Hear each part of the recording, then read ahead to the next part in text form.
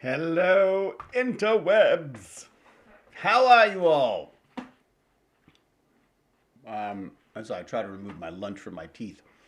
Shocking. Um, wow.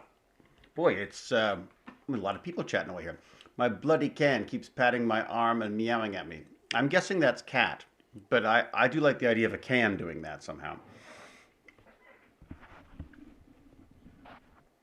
Yeah, muted. That was the idea, Cal. I meant to be muted, just so we know. Hello, Sci-Fi Sadie. Hello, Hapshade. Hello, Ears. Lunch was good, Ears. Very good. I had a warmed up salmon with some green stuff beside. I don't know what they. I generally don't pay much attention to the green stuff, but salmon, bit of rice is it's lovely.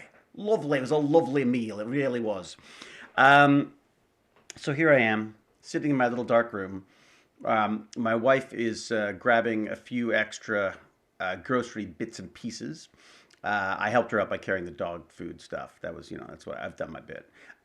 Carol Calix, hello. Hops Genomen. Bluma42, hello to you too. Dr. McKay, I'm afraid. Look, I'd love it if it was Dr. McKay, but I'm afraid it's just a pale imitation of Dr. McKay here. Pac Mom, how are you, lovely Pac Mom? Lady Shelley, the Boone Boys. Hello, Boone Boys. The Boone Boys. And Buck was here. I guess. No, Buck was 666. Hello, David. Hello to you. Who else we got here? Wolfsbane. Hello, Wolfsbane.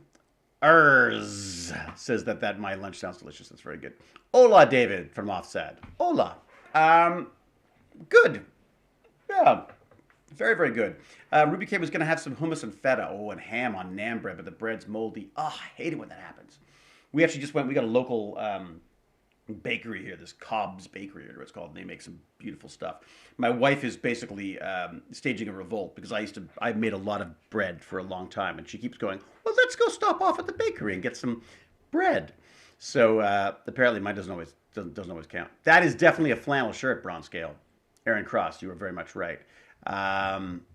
Yeah. Hey, from Wales. SCD13. We got a lot of people from Wales here. I love that. Normally we would be in Wales every summer. We summer in Wales. Odd choice perhaps, but absolutely love it. Hey David, you missed the food teases. Ooh, pork tacos tonight. Actually, I'm wearing my Bent Taco T-shirt, which is a restaurant that my wife is tempting me with out in the middle of nowhere, outside of Toronto. There's apparently a really good taco place. It's in where is it in? It's in Caledonia or something. I don't know what the term is. You can send virtual hugs. Aww. I think it's more the facial hair. What's going on? Uh, what is this? I'm just so disappointed. What is so disappointed? I made banana chocolate chip muffins. Oh man. How is it that I've eaten lunch and I'm still starving? Hello, Last Element 21. Good morning to you too. Yes, cat trying to type on the keyboard. That's good. Well, cats love me. What can I say? Um, Wait, did he change anything, or maybe the hair? You look younger today. I look younger today. You know why? Because I'm sitting in darkness. That's why I'm sitting in darkness. I am not that I look thinner, but I've actually been doing this MyFitnessPal where I've been looking at the calories before I eat them. Sometimes after. The best ones are the ones I look at after. Or as I call it, basically trying to fake out my I look younger because they're watching video in 420p. Ah, oh, Cal, lovely Cal, always the voice of affection, charm, and respect. For a moment, thought you had a taco saved for later in your shirt pocket. Oh my God, that'd be great. A little taco for later. Oh, it makes me miss the Stargate breakfast burritos that the lovely and talented Jules State got me into, and then told me that you don't have to have just one; you can get two. All right. It could be the 40. Yeah, it could be the 420. Thanks, Aaron Cross. Thanks for backing Cal up on that. I had a chili 5-way from Steak and Shake. What is that? I don't even know what that is, Steve68. Good evening, Jedi Killer. To you and to all. Happy Tuesday, oh Squirrel King. Thank you, Watcher. What were we calling me the other day? No, what are they calling you? They're calling you the DHDs. The David Hewlett. I don't remember what what the last D was for. DHDs? Seems somehow appropriate. Although there's just nothing like a good Squirtle. Devotees. That's it. Devotees. The David Hewlett devotees. I don't know. That's got a lot of me in it.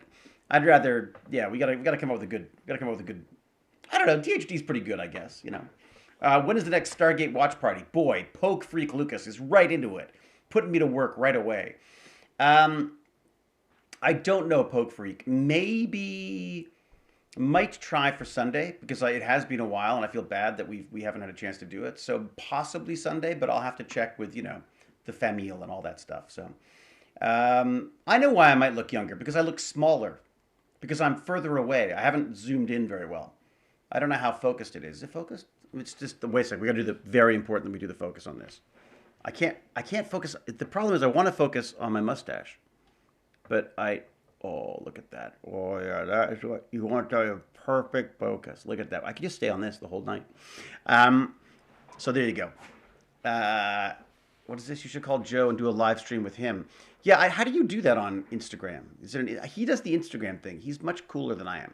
I do this. The kids seem to like the Twitch, and I feel quite happy.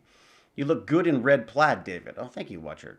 My wife is not a big fan of the red and black plaid because it's sort of a somewhat stereotypical Canadian look, should we say?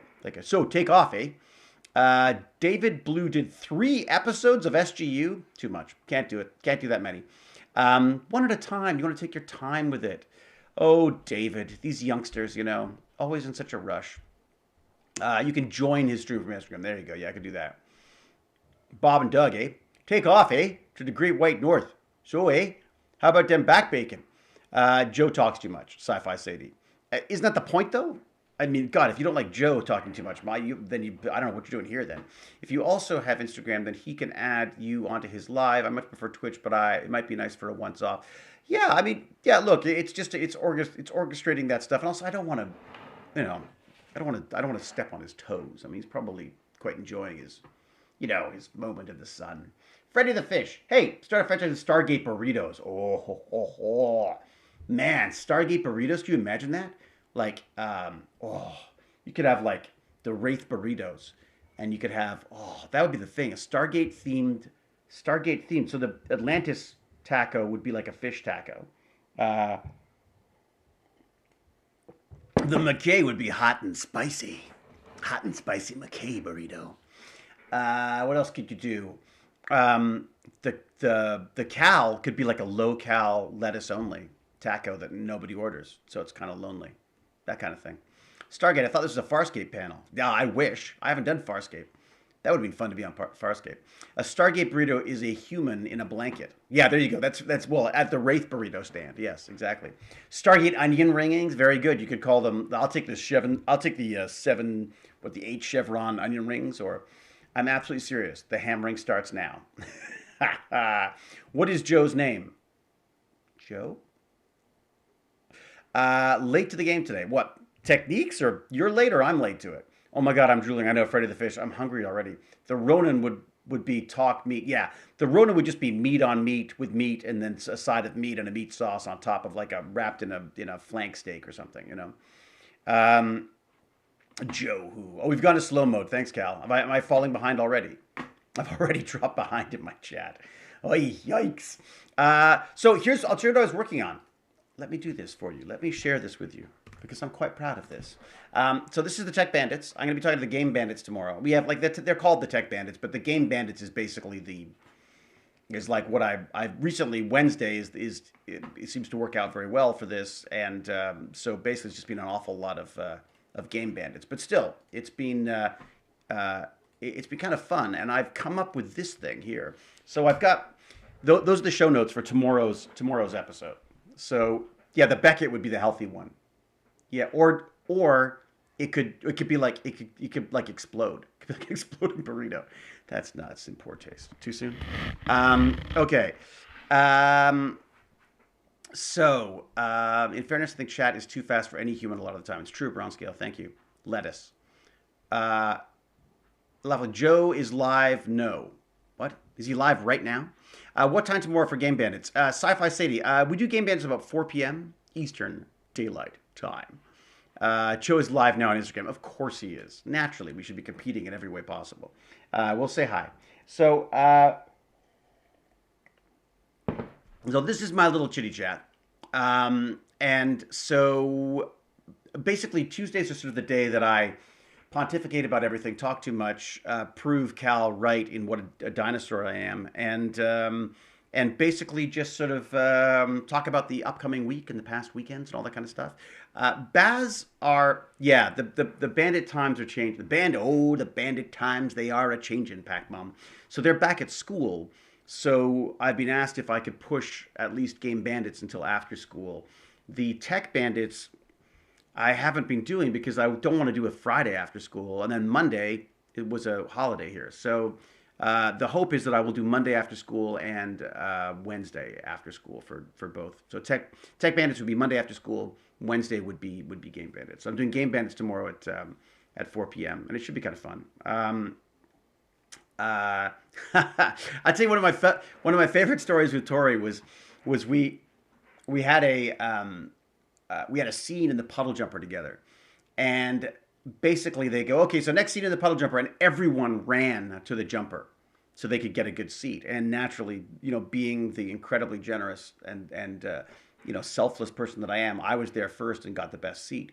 At which point Tori came in and said, well, I think my character is a leader, and so she should be, she's the leader of Atlantis. She should be, people should have a respect for her that they would give her the seat. And I said, I completely agree with you. Completely agree. That is absolutely the way it should be, but there's no freaking way McKay would do that. And because I can't imagine McKay giving up a seat for anyone, let alone for a woman, given his sort of rather misogynist tendencies. So she was, suitably ticked off. I don't know whether she was ticked off with me or with the character itself, but I just felt like McKay is not going to sit in the back row any more than he has to. So there you go. That was my take on it. But if you think I was wrong, let me know, and I'll send her an apology or something. Hey, Jay Cripps, thank you very much. Subscribing at tier 1. I should say thank you to everyone, by the way. I should thank you to DStat and all of our wonderful Patreons. It really helps. Also, really, what's helping more these days, it seems, is the Twitch subscription. So thank you so much for that. Thank you, Leo Stargate. Hello to you, and hello everyone. Everybody, let's welcome Leo Stargate here, a new member of our crazy chat stream. I think you'll enjoy yourself, Leo Stargate. Judging by your name, I think you'll fit in quite well. So yeah, so huge thanks to everyone for subscribing. It makes a big difference. Baz is getting a portion, now a portion. He used to get half. Now he's getting a portion because he's not streaming. So he gets a little portion for his efforts, and that goes towards pocket money. But the majority of this now goes to Tech Bandits, which is just fantastic. And again, obviously the Patreon as well. It's just, it's amazing. Oh my God. Jay Cripps, thank you so much. Look at you throwing out Stargate Girl Sophie's subscriptions, and oh wow, and incorrect Inthractus. Oh wow, that is very kind of you. Thank you. Yeah, it's just kind of wonderful because it feels a bit like it's like having a hobby that's beginning to actually not cost me a fortune. Speaking about not costing me a fortune, I've got a little story for you as well. So I think I confessed this the other day, but I wasn't really thinking, and I bought myself. I'll show you what I did. It's really quite shameful. So a company called 401 Games here, which is a kind of a great. It's a magical world. It's a magical world. This place. Where they sell Magic the Gathering cards and Pokemon cards and board games and Magic the Gathering. Did I say Magic the Gathering? I did. Dungeons and Dragons, all sorts of stuff. By the way, I've got a Dungeons and Dragons stories for you later too. So I bought the Magic cards. Yes, offset. I wasn't really thinking. I was like on the site, I was looking, and I was like, oh my God, the Zendikar. I haven't got any Zendikar, the latest Magic the Gathering card set. I haven't got any. I'll buy a box. And I was like, oh, they take PayPal. And I was like, oh, great. And I paid for it with PayPal. I bought this box. And then like a day later or so, I'm walking the dog. I'm talking to the kid. He doesn't want to be there because he doesn't like walking the dog because it involves exercise. And I said, oh my God, I bought a box of Magic the Gathering cards. Firstly, Jane has pointed out very clearly that I should not be spending any more money than I need to, which is hard for me, obviously. You know, I'm used to like, I act, I spend, I act, I spend. Well, there's been no acting, so no spending. So but what I did was I wasn't without thinking, I bought this box, like $180 or something. Thank you, Techniques, and thank you, Freddy the Fish. Oh my gosh. Maybe I'll get those cards after all. But yeah, I wasn't really thinking. And I guess in a way, this is exactly what I've been talking about on Tech Bandits, where it's a bit of an addiction, where you go like, oh, opening cards. Because I bought a box with Baz, sort of to welcome him back to Magic the Gathering, and us back to Magic the Gathering, because 6 months we hadn't left the house to go and do this stuff. So, good question, Lilyfin. I'll tell you. Anyway, so I bought this box without really thinking. Like, I really was just sort of like, it was like I was in Stargate mode. Like, when I was working on Stargate, you know, money was not a huge concern because you had quite a bit coming in on a regular basis because you're working. And I'd started working again. I'm on a series now I'm doing like 6 episodes. It's a 6-episode, like, mini series, really. So I'm doing 6 episodes of that, and I just finished the Guillermo thing. And so I guess I was sort of in work mode. I wasn't really thinking. And I bought these cards using my PayPal account. But I'd forgotten that my PayPal account is basically now dedicated to Tech Bandits. So any expenses that I have for Tech Bandits, if I can, I put them through PayPal. You know, with a few exceptions. I mean, I get the odd thing from PayPal other than that. And so there's a bit of my own money in there. But the majority of it, the reality is, I felt that anything that was in PayPal is now Tech Bandits. But I bought this box of cards and realized not only have I betrayed my wife's trust, I have, you know, I've bought something that's not Tech Bandits related with the money, and I was feeling horrible about it.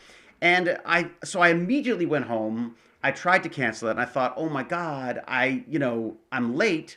Wait a sec, I'll sell you my old Leviathan MTG card with 1 series regular. Hello, David Blue, by the way. David Blue, you may know from such things as Stargate Universe. Yeah, no, please do feed my addiction. So I got in touch with 401 Games. They were so pleasant. And this was not like it's that guy from TV. We got to be nice to him. No, it was just purely an anonymous, like random, customer support thing. They canceled it, even though I'd ordered it like 2 days before. And so I have nothing but great things to say about this company. So I'm going to paste their URL in again, just because they really didn't have to do that. It was my own stupidity. I shouldn't have bought it. I was really thinking about it as a present for Baz's birthday, his birthday month.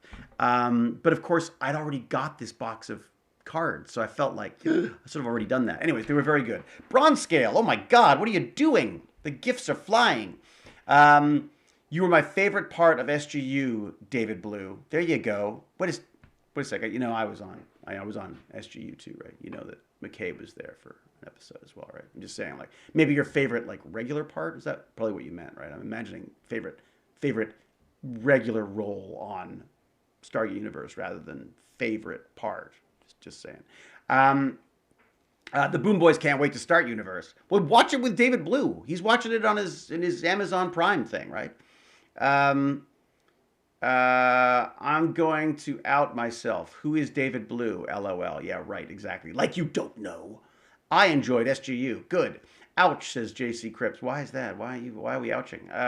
It's a hype train. I got to join. It's true. You got to get on the hype train, whatever that means. Top Fuel. Hello again. Harklight. How are you, Harklight? How goes the world of Harklight? David Blue. Thank you. My favorite part of SGU was the guest star, David Hewlett, or something. Yeah, exactly. That's, however it's spelled. I'm very good today, John P7. How are you? I can honestly say that you were my favorite part, David. Clumsy Elf. It's such all this sucking up. I can't take it. It's like having Zelenka around. Thank you very much, Clumsy Elf. David's the best part of all the Stargates. Stan is lazy. I would say, wait a sec. Which David? Rages for Calm says McKay and Beck equals best characters overall amongst. Well, let's not get into that. Now we don't go crazy. He's the hoodie wearing pop culture computer guy from SGU. Wow, I like that as a little bio. I was the tall, handsome, and you know, and classy Stargate Atlantis guy. Just watch. So Top Fuel is rewatching Stargate Atlantis, and we'll continue with SGU afterwards. Uh, I was enjoying listening to. No, no, David, not at all. You're not derailing anything. You're just. I was sort of just joking because I didn't want to get into the who's our favorite, whoever, because you know, on the off chance I might lose. Wow, Jonah SHS, thank you very much for gifting. Wow, you're gifting subs. Holy cow! Last Element 2 got a sub. See Oliver Online. Cannon fodder. Is there anything we could do to save Stargate? Ugh. Oh, cannon fodder. I don't know. I do not know. Yeah, I don't know what to suggest on that. The whole stream's typically a 2-hour derailment, and we love it. Hey, Bronze Scale just gave Dave Blue a subscription. Very nice.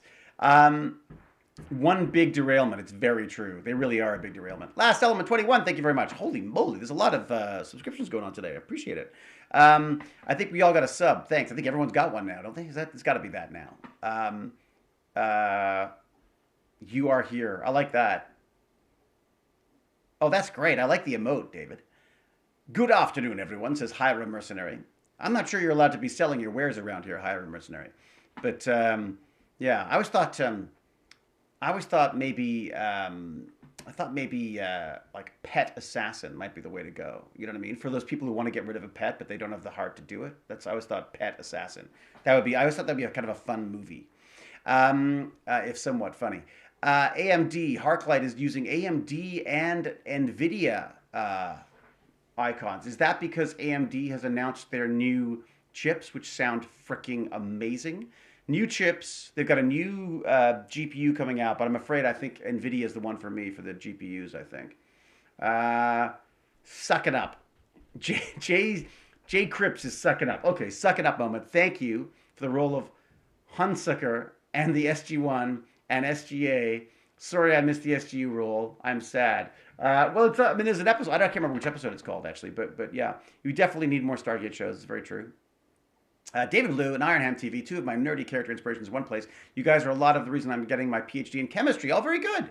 Fantastic. I'm doing a sort of chemistry of life course right now, which is rather fun, I gotta say. If Cal was in Stargate, who would she play? Do we really? I mean, you know, wouldn't it be? Oh God, what's his name? Come on, the one that everyone disses all the time. Come on, you know it. It'll happen in a second. Someone will come up with it in a second. Come on, there's the one Kavanaugh. Is it Kavanaugh? Is that the one that? Hello, Stargate lover, and hello to everyone. They say Cal be the first prime. No, it'd be Kavanaugh for sure. Definitely Kavanaugh. McKay. Thank you, Xenos. Very good. That's true. That she could be like Vala. That's true. That does work. Wraith Queen. That works too. I'm one of those weird people who watch Stargate Infinity. Really? What was Stargate Infinity? What was that one? I don't even know Stargate Infinity, do I? Bob's 381's getting ready to watch SGU. Well, watch what I'm saying. So David Blue is screening Stargate Universe on Amazon Prime. I'm curious to know how that went, by the way.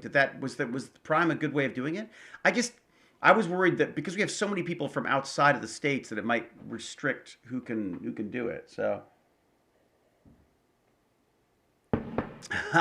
Rages for Calm. I think, you know, Malazzi's always working on something. And I think Malazzi, like a lot of us, would love to see the show come back. So, yes, it would be nice to see a new Stargate, wouldn't it? But maybe not a web series. I agree. Val, streetwise, strong, confident, takes absolutely no BS. Oh, and she's very attractive. There you go. I mean, I wouldn't have gone with that, Pac-Mom. Kavanaugh for me, but you know. Oh, right, the animated series, which I've never seen. Is that what it was called? Stargate Infinite. Stargate Infinite? Okay. He got through 3 episodes in 3 hours instead of 1 episode in 2 hours. Fine. Well, Paperclips I can speed up if you'd like. Have you seen the Stargate RPG by Wyvern Games? Yes, he has, because we're going to be playing it on the 18th, right? Weird but fun. It's weird to watch my old face doing old things. Luckily, David, I haven't aged a day since Stargate, so it's just really, it's just this impressive mustache. It's the only thing that's really, it's more of an addition than anything else. We all want the show to come back. Yeah, no kidding. You and us all, I'm sure. Other stories I have for you. So, yes, 401 Games. Big thanks to them for helping me out on that. I truly believe it may have saved the marriage because I had to confess to Jane. I felt like I'd been like I was having an affair or something because I was actually having an affair with Magic the Gathering cards.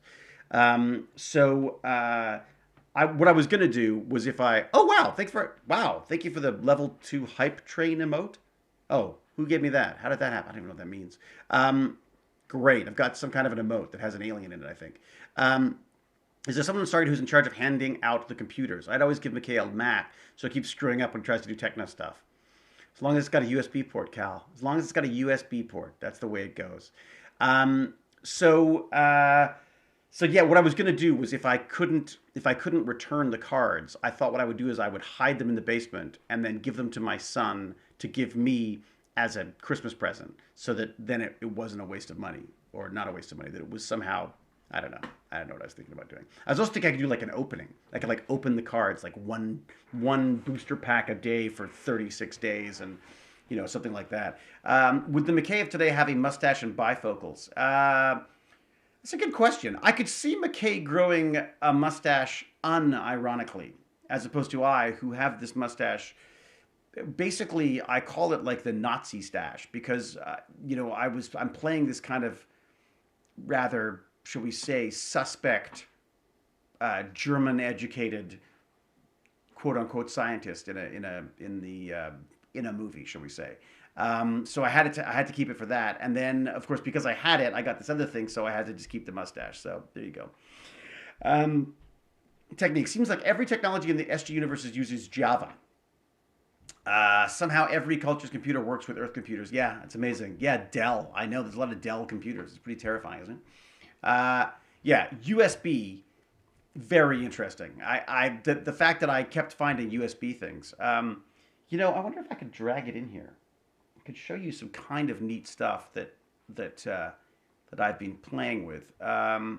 There's one imposter among us, says Eslavchev hides the mustache. Upload a virus to the mothership, anyone? Yeah, exactly. Do you and any of the other cast ever find time to meet up pre-COVID-19? Rages for Calm, just at conventions. That's the only time I see them, is at conventions. David Blue and I are doing a Wyvern Stargate RPG stream, I guess, on the 18th, I guess. Um, Bob's, Bob's wheelchair has just lost a wheel. Hopefully, it had a backup wheel. So you have to stop buying them. I do. I do. I have to stop buying Magic the Gathering cards for now, or at least buying them in smaller, less noticeable amounts. I didn't say that, just so we know, because I'm not. It's not a marriage is based on trust and respect. So I would never buy smaller amounts of cards so that it's not noticed, and I wouldn't do it with cash so that it doesn't show up on the records. That's all I'm just saying. How is it working with Jewel State? What do you think? Freaking amazing. The woman's extraordinary. I was worried we were going to lose her because when she first showed up, they had all that horrible makeup all over her face, and she's running around looking like some kind of lizard baby of some sort. So I was like, I sat down with her at one point, and I was just like, I'm so sorry. Like I was like, I can't believe that we got you for the show, and they stuck you in this freaking lizard outfit. Um, and then. And then when she became a regular, she and I yeah, we had a lot of fun. She is very good at laughing at me, basically. I mean, I don't even have to. What's great is you don't have to tell Jewel State jokes. I am the joke for Jewel State. So yeah, basically, she was like a wraith gecko of some sort. We can't split screen with David Blue on there, though Twitch's natives through. Yeah, no, I know. It's that's too bad. Where's the Wyvern game being played? I don't know, Watcher. That's a good question. We should look it up. Doesn't the Stargate translate it like TARDIS? That would be good. It should. That TARDIS thing was an addition. Was a later edition, was it not? Though I don't remember that back in the, or maybe it wasn't the question I asked, but back in the John Pertwee days and the Tom Baker days, I don't remember the TARDIS doing any translations for us. What's this? It's for practical reasons. It would get boring really fast if every episode spent 20 minutes learning a new language. That good point, Ruby K. Good point. Or let us dispense with this barbaric language, and then we change to English. Wyvern YouTube, I'd guess. Yeah, maybe. Wyvern Gaming was on the Dial the Gate on YouTube the other day talking up their game. What do you think? What do you think, Pac-Bomb? Do you like it? Oh, Pac-Bomb, do you have a link? Do I need to let you? No, that's Oliver. Oliver, what are you trying to post, Oliver? Once you ride the TARDIS, you get a translator in your brain. Is that the idea? That seems like a little bit of a... Oh, Cal. What's Cal knowing about? Give them all a Babelfish. Exactly. A little Douglas Adams stuff, you know? Ignore Oliver. Oh, is Oliver being a jerk? Actually, David, Twitch does that with Squad Screen. What is that? Squad Screen. Sounds fun. Don't get it, Cal? I won't if you don't want me to. What is going on? Babelfish? Babelfish!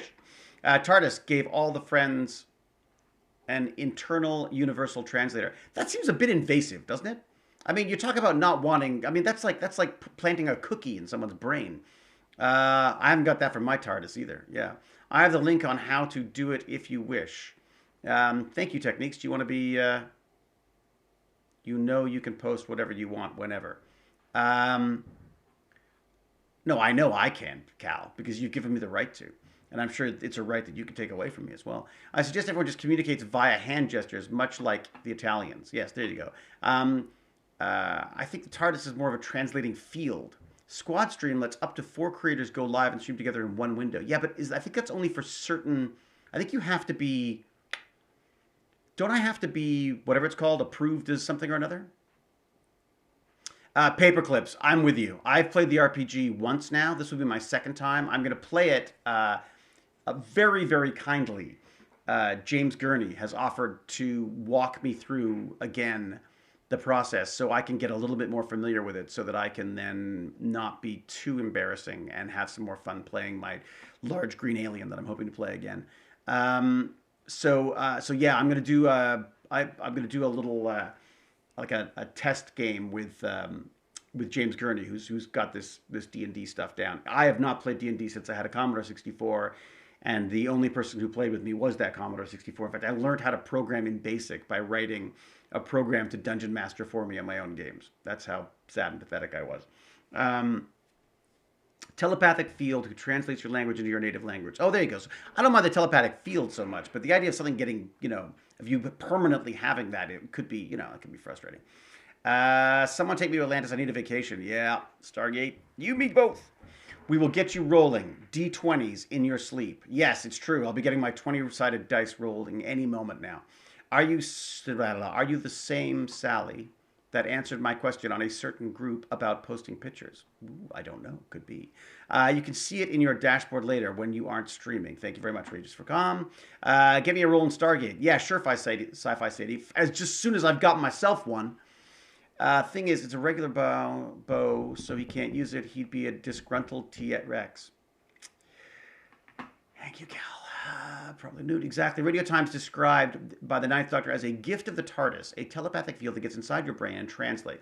In 2005, episode The End of the World, the translator circuit has existed in the series for years as a handy shortcut for explaining why all aliens and historic people visited by the TARDIS team appear to speak in English. But was it added then? Was it one of those sort of like retro editions? Because I don't remember it at the time. Change the cards for a nice set of RPG dices. I've got some nice RPG die. How difficult was it to play a role where where two people, like with Cadman? Oh, it was brutal. It was absolutely brutal, but at the same time, incredibly fun and kind of like an actor's dream, right? I'm not really like a big chameleon person, but it was kind of fun to sort of study Cadman and then see how she moves and talks and then sort of add that, if that makes sense. Although what's funny is I didn't get a chance to see that much of her because she only shot for a couple of days. Lovely woman, by the way, though. Jamie Ray Newman. Jamie Ray Newman? Did I get that right? Jamie, is that right? Cal, keep the wall of text down a bit if possible, chat. Oh, we got walls of text?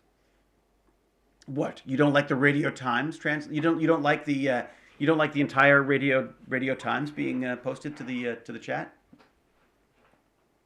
We need a crossover movie. Let me move the mic here. We need a crossover movie that will bring all the franchises under one script. Yes. Yeah, it would be nice, wouldn't it? I mean, what's so funny is because it started all as one script. Why not have them all together? I think I'm out of focus again. Have I gotta move to be better in focus? Eh, good enough. Good enough. I'm better out of focus. Thank you, Bobs. Yeah, it was a tough one. I mean, it's not. You don't have a lot of time. You have the same amount of time, and you've got to shoot the scene multiple times as different characters, right? So you're basically shooting your wides twice. You're shooting your mediums and your close-ups twice as different characters. So it's time consuming. You've got just the same amount of days, and of course you've got twice as many lines. And it seems nobody involved in McKay doesn't talk a lot. So now imagine what Michael Shanks had to do when Daniel had an entire alien civilization in his head. Good point. 16 by 9. 16 by 9. Welcome, by the way. Cannon Fodder. Hello to you. What is your favorite author? Favorite author. I don't have a favorite author. There's too many authors that I love. I am a huge fan of, God, all sorts of things. Book-wise, I was a huge William Gibson fan. I am a huge William Gibson fan. I'm really excited that my friend is doing his new series. Vincenzo's doing that. But yeah, so I'm a big William Gibson fan. Favorite books of all time. I loved, Jonathan Strange and Mr. Norrell or whatever it was. Loved that, whoever wrote that. Big fan of, God, what books? I read all the Doctor Who books. I read like, at the time, back in the 80s, I read like 150 Doctor Who books. I couldn't get through them fast enough. More Magic the Gathering cards. Why do you say that? What are you saying? I need more of them? Target books were a savior. I loved Target books. I loved the Target books. I would one day, exactly, just stop accepting paychecks and say, how many Magic the Gathering cards will this roll get me? You don't think I already do that, Cal? Imagine if Rodney had skipped his physics classes. There were some episodes I wonder if maybe he did. He was too busy, he was too busy talking during the class, I'm sure. God, they were so much fun, the Target books, weren't they? I mean, I don't know if they weren't novelizations were they novelizations of I guess they were novelizations of the script. But they just, I don't know. I mean, I should read them again. I love them. Oh, Sally Sal is a graphic design student. Oh, that's cool. Always wanted to be good at graphic design. Sort of novel of the episodes, yeah. What else did I love? I loved, Tolkien. Was it Dune? What else did I love? Like books that I just couldn't put down. Cryptonomicon. I loved Snow Crash. I loved The Martian. There's a lot of books. I mean, I didn't really get into Terry Pratchett. I should try Terry Pratchett. Oh, John Wyndham. I used to love John Wyndham books. I actually think of writing my own fan fiction and then a script for it. I want to write my own Stargate story. Would I need to get permission to use characters from the show if I film it and post it? Stargate girl Sophie, I think you'd be okay. I wouldn't be. If I went and played McKay in something else, I'd get in a lot of trouble, and so would the people who made it probably. Because I don't own the rights to the character. But I think fan stuff they're okay with. I mean, as long as you're not trying to sell it or anything, I imagine. Favorite singer? Oh, do I have a favorite singer? Dune is amazing. I gotta say, the book series is amazing. I struggle to see how it will work as a film, but it's a brilliant series of books. I couldn't get into them at first. I remember, and then I was on a plane and I had nothing else to do, and I had this book with me and I started reading it, and then I was hooked. Like, just could not put it down. God, there's so many books, so many great books. It's so hard to say what. I'm a big fan of Michael Ondaatje. Not all of his stuff, but some of his stuff for sure. Skin of the Lion, fantastic book. Coming Through Slaughter.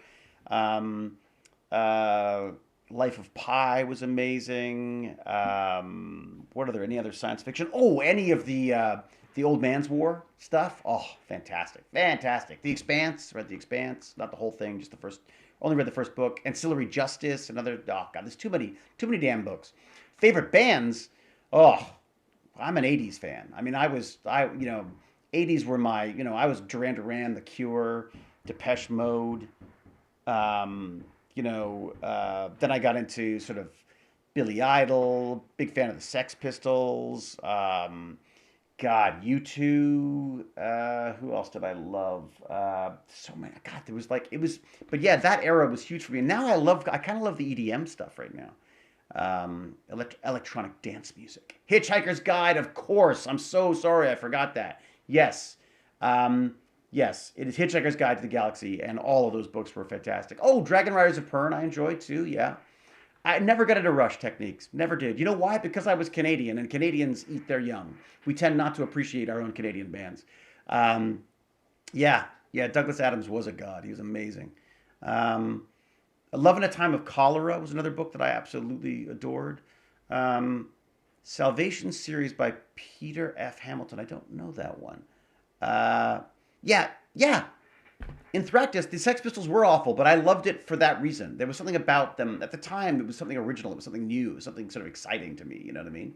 Hello, Game Buster. Hello to you. Doctor Who books. Woohoo! Love Dragon Rise of Pern. Uh, I think she recently did. She recently pass away. I think she did. I believe. I could be wrong. If not, then I'm sorry, but I thought she'd passed away. Um, oh, right. She has permission to finish the book series. That's right. Hasn't got to it yet. Right. Ham acting. What does that mean to you? Me? Jay Cripps. When I think of ham acting, I think of myself. My ninth read of Patrick O'Brien, Age of Sail. Wow. Oh, you know who else I loved was something of games.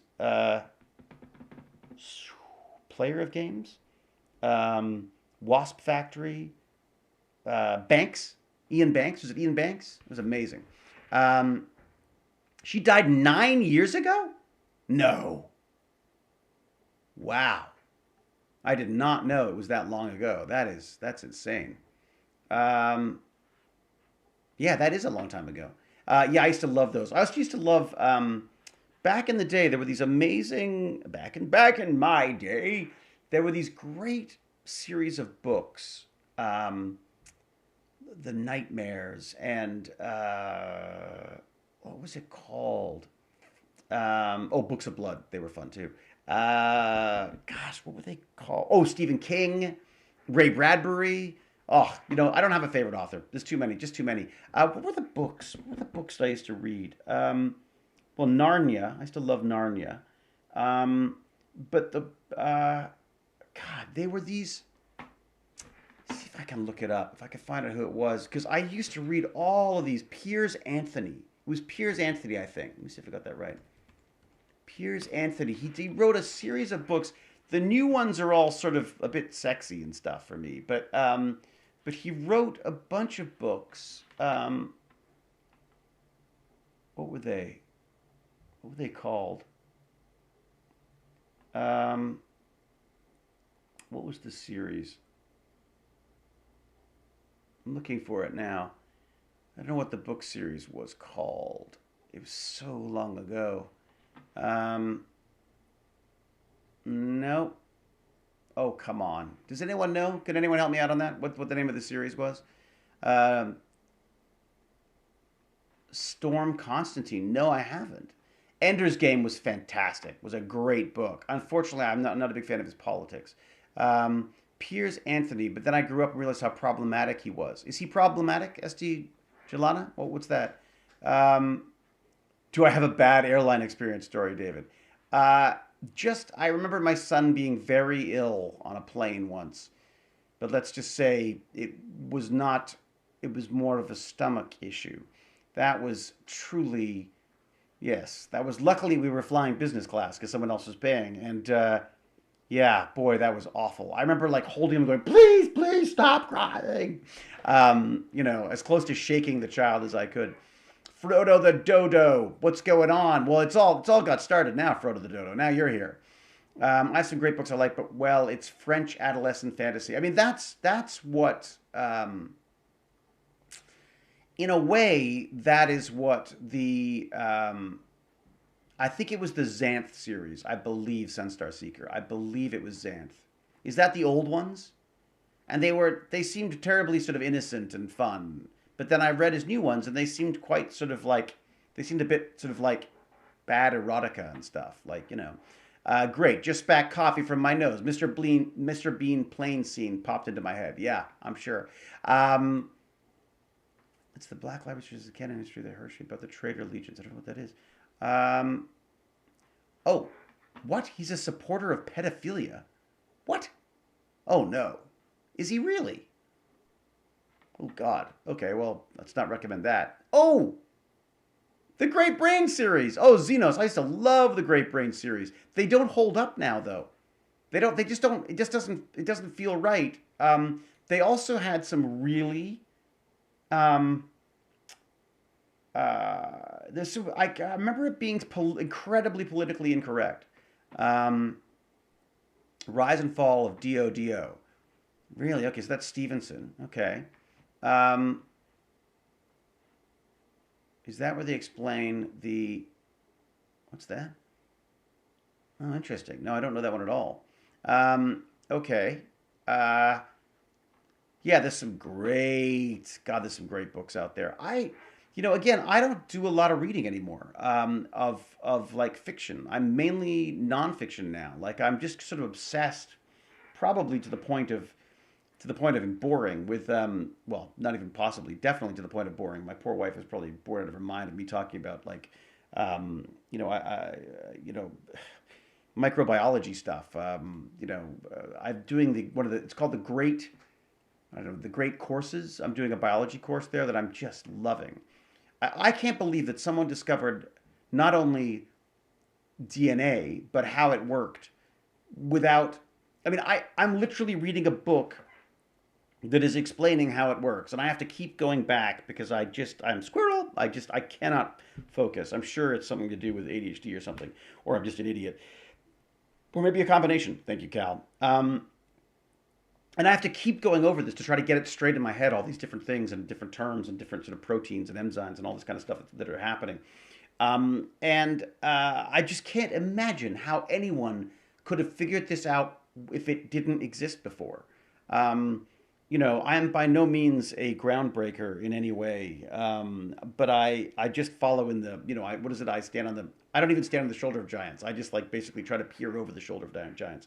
My Tech Bandits is a way, I feel that my one gift might be the ability to get excited about stuff in a way that kids seem to respond to because I am a kid, basically. I operate at about a 14-year-old level in my educational in my understanding of things and my education. So I probably because that's when I basically gave up on education, but I just love it.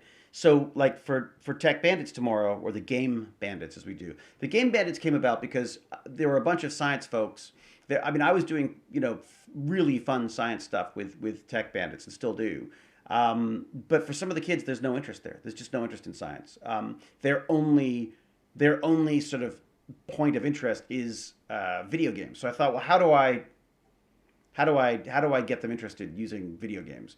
And I thought, well, the best way to do that is just to give it a go. So I just started the Game Bandits and went, okay, you guys can game while I, bring up things and we'll talk about things and you can, distract me as we go. But we just talk about video games, whether that's video game news or video game technology.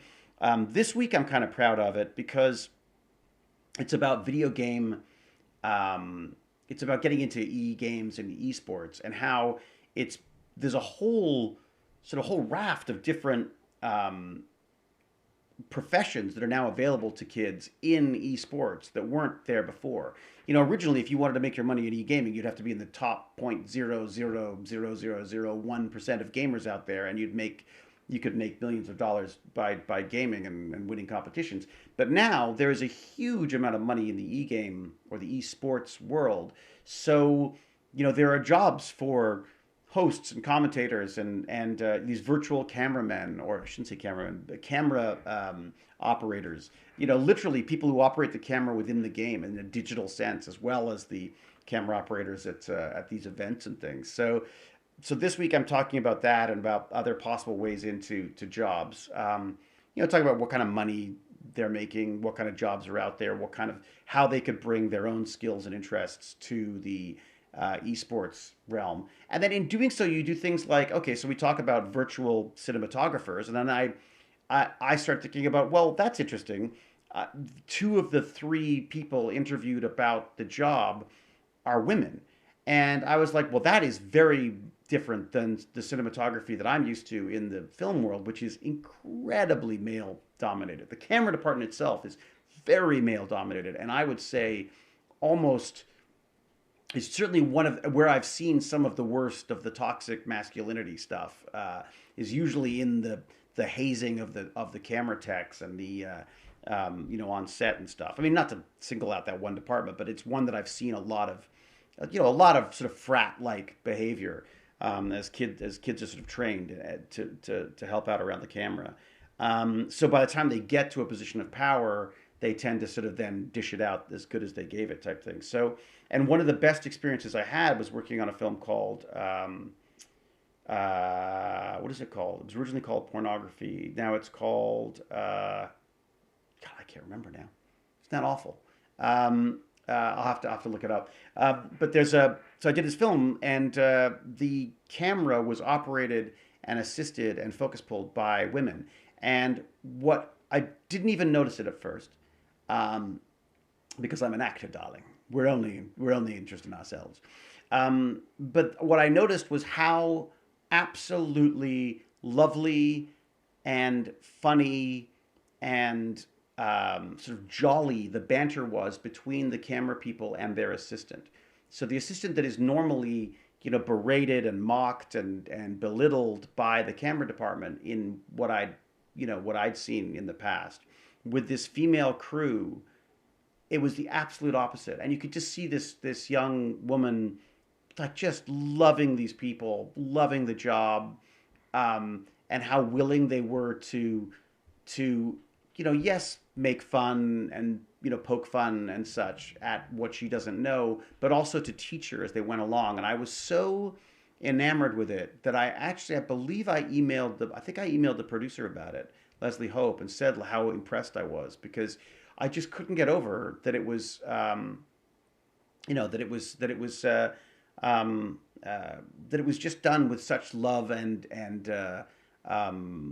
respect, which is something that I think sometimes gets lost in the sort of the more traditional hazing of camera techs as they come in. So yeah, camera rigs are heavy, but not in the same way that other things are. I mean, I think it is definitely a male dominated industry, and I think it appeals to a lot of the male love of tech. You know what I mean? The same way that many white Anglo-Saxon males were drawn to the computers back in the early days, so were the same population drawn to the camera department. So I'm sure a happy crew makes for a more positive work experience. Absolutely, Ruby K. I mean, but that said, I feel like a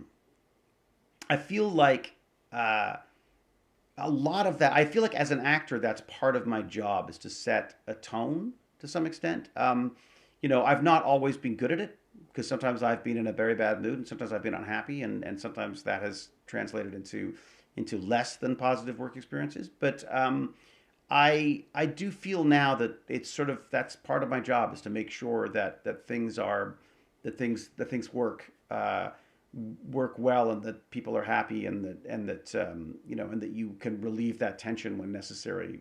Just to know when to step in and when to step back. It's very difficult to know that, I gotta say. Stargate Girl Trophy says, when COVID is over, I hope there's more Stargate conventions. Would love to meet you and the cast. Yeah, look, it's going to be a while before I'm doing Stargate conventions again, or any conventions for that matter. I've got to say, I'm very skittish about it now. It just seems like a giant, super spreader event now. Not just for COVID, but for anything. So I'm sick at the end of every convention. I get a flu every time. It's ridiculous. And you're right, Cal. That's it. This is our convention. Like, basically, I love doing this. I could do this every week. I can't do this every day, but I do it as often. Honestly, I do it as often as I can, because I just love it. Bob's 381. Yeah, the cameo thing has come up a few times. I should have like standard answers, shouldn't I? do you do Cameo? I haven't done Cameo yet. I feel weird asking people for money to do kind of what I'm doing already. I don't like middlemen in this process. I really, yeah, it's true. Cal, you can't write a FAQ. No way. If Cal writes the FAQ, no one's going to watch the stream. Cal, if you want to, I mean, I can certainly throw some stuff at you if you want. Pre-record something and press a button for it to play. That's interesting. I wonder if you could do that. I'm afraid to go into town to go to the dentist. Yeah, Watcher, I haven't gone either. I know.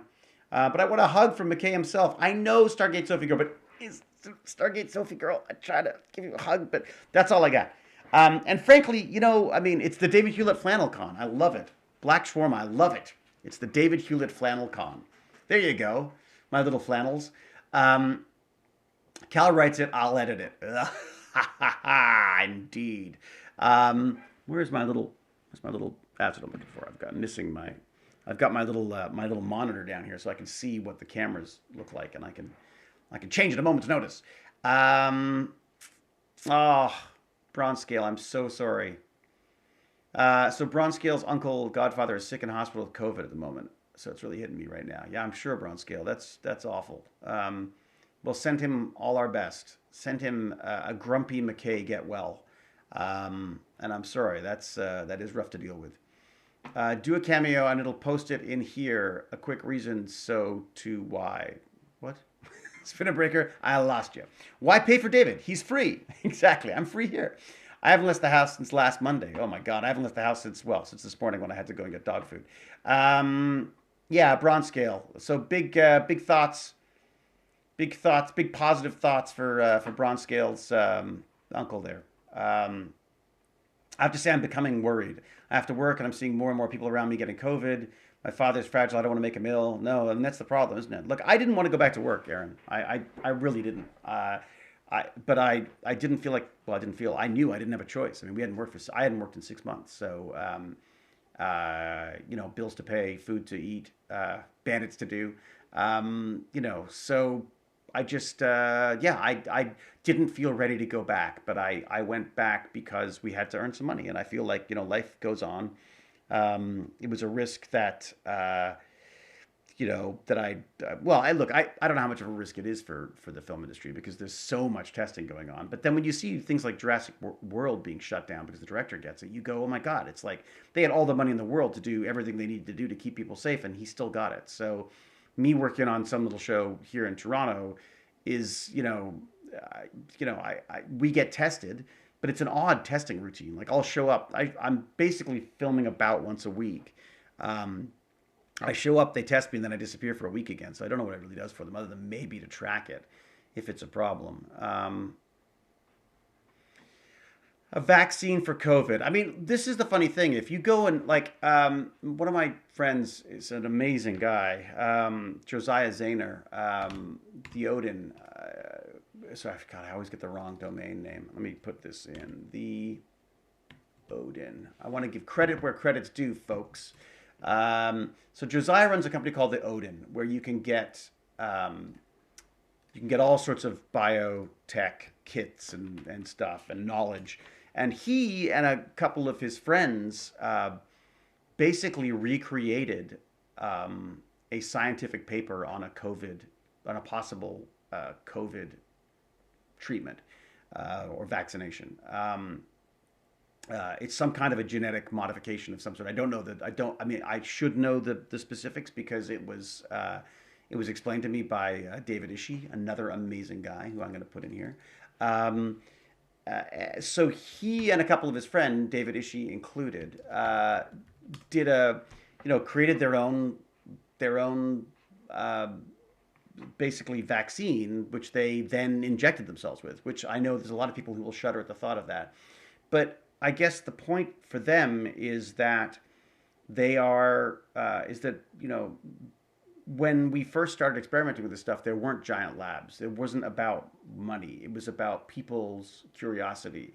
And their curiosity on this, I think, is absolutely, it's just kind of fascinating. Let me give you his YouTube channel. That's probably your best bet. So this is David Ishii's channel here. Yes, I know, James. It's terrifying to you. but the reality is, David and Josiah. I mean, Josiah's done some sort of like showy showman stuff in the past, but I feel like he's got the best of intentions. And David Ishii, absolutely, I feel is very very is very good at being being smart about this stuff. But I feel I feel like in the same way that computers were relegated to the few, the few sort of, it was almost like there was like a it was almost like the church. I felt like there were sort of priests and acolytes of the great computer empire when it first started, and they would go to these massive rooms with these massive computers, and they would talk in terms that made it very difficult for anyone else layman to understand. And then slowly that has become more and more um, sort of democratized and available to everyone. In the same way, I feel that biotechnology will do the same thing. Now, I know that there are very different things and there are very different ramifications to that, but and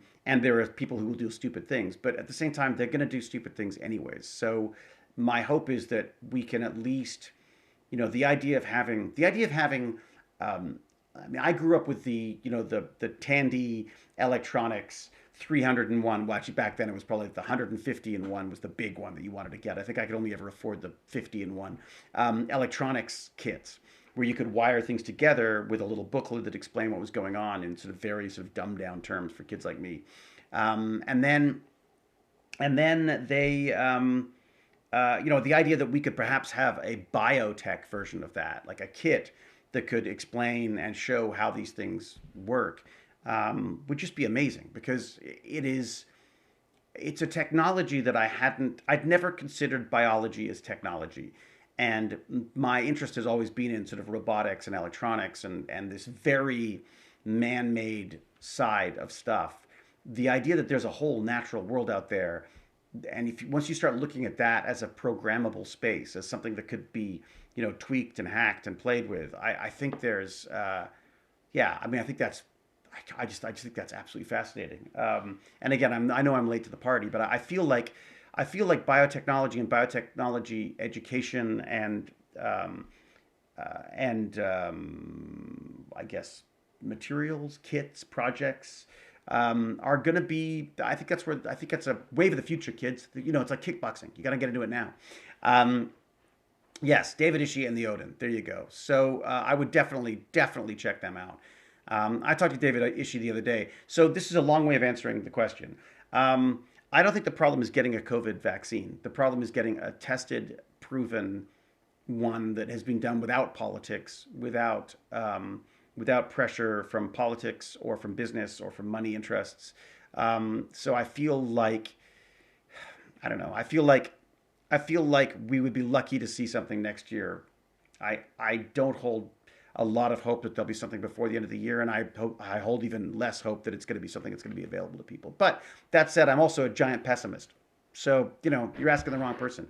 Ask I would ask if James is still around, ask James Gurney because he's in this. I mean, this is what he does. I mean, he doesn't. I don't think he's actually doing COVID stuff, but he understands microbiology in a way enough that he shudders when I talk about people doing self tests and stuff. Bronze scale, yeah, CRISPR. I mean, one of the things that David Ishii said, which I thought was fascinating, and I guess is very much, now I think about it, in keeping with the tech bandit stuff.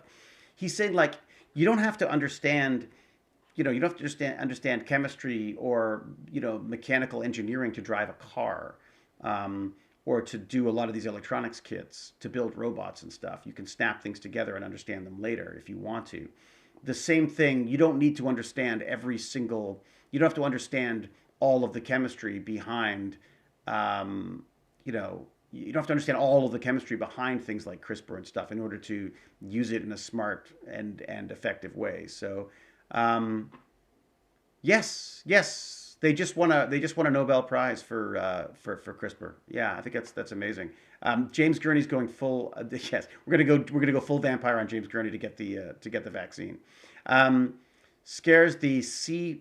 I think we're allowed to say crap, aren't we? Out of me, that something so small and so innocuous can bring the world to a halt. But that's it, Freddy the Fish. I mean, and we still haven't even decided whether it's alive or not. Whether a virus is a living thing or not. I guess we have decided it's alive, but it's basically so far away from alive. Yes, David Ishii on Netflix series on natural selection, which was an interesting series, I've got to say. He's also done another one recently that he's curious to see. Um, when you realize your fingers have fingertips, but your toes don't have toe tips, yet you can tiptoe but not tip finger. Oh my God, Evolution 219, you're too much. You're too much. You can throw your 2,000 bits around, but I still can't get my mouth around those strange and bizarre words. Um, Yes, indeed. Thank you, by the way, Evolution 219. Evolution 219 does builds like add-ons for Nintendo DSs that allow you to stream what you have on screen, which is kind of cool. There's a giant stink bug in my room. I got to deal with that soon. It can't be in my room. Stargate Girl Sophie, we've got. Where are you? Because we've got the stink bugs too. These big sort of things that come lumbering around the thing. Are you? You're not Ontario based too, are you? Yes, finally, thank God. Chemistry had something crazy like only 6 women's up until that. Well, that's one of the things that I bring up in Tech Bandits tomorrow. Um, I think I got distracted as I was saying this. So I was talking about how there were in-game cinematographers, and that there were very few female cinematographers. And then I put in an article from the Guardian, British newspaper, about the cinematographer for a film called Mudbound, who was the first female cinematographer ever to be nominated for an Oscar. She didn't win, but she was the first woman ever to be nominated for an Oscar. And you're telling me that there's so few female cinematographers out there that in the last however many decades there was never one up for an Oscar? That is shocking to me.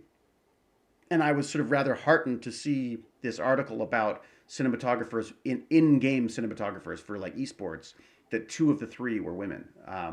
So I thought that was pretty interesting. Yes, thanks, Cal. Big things that come lumbering around. The thing. Yeah, there you go, Cal. Thank you for quoting me. Nobody should ever quote me. You know it don't make any sense. I'm not here to make sense. I'm here to entertain. Waka, waka, waka. Oh, Ginger TV. Thank you very much for subscribing at tier 1. Yeah, stink bugs are everywhere. It's really true. Do we find out where? I'll probably just let it go outside. That's what I do. I just put it in a jar and then put it outside.